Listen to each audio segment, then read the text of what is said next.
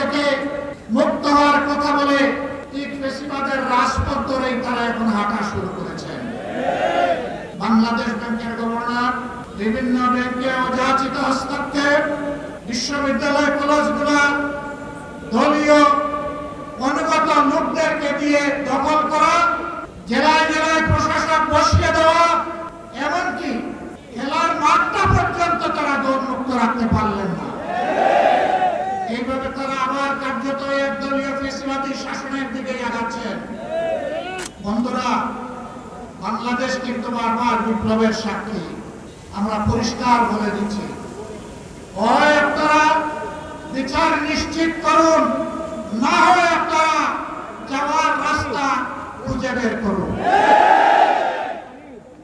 আপনারা যে পথে হাঁটছেন, সংসদে আমরা প্রত্যেকটি বিষয় সেখানে আমরা প্রতিবাদ করছি। 2/3 কিভাবে পেয়েছেন আপনারাই ভালো জানেন, আর দেশের জনগণও জানে, এবং এই ব্যাপারে কিছু রাজ সাক্ষী ইতিমধ্যে পাওয়া গেছে। আপনাদের দলের ভিতর থেকে পাওয়া গেছে, বিগত সরকারের মধ্য থেকেও পাওয়া গেছে। আমরা আপনাদেরকে বিনয়ের সাথে অনুরোধ করব, মজলুম ছিলেন, জালেম হবেন না। মেহরবানি করে বিচারগুলো নিশ্চিত করুন।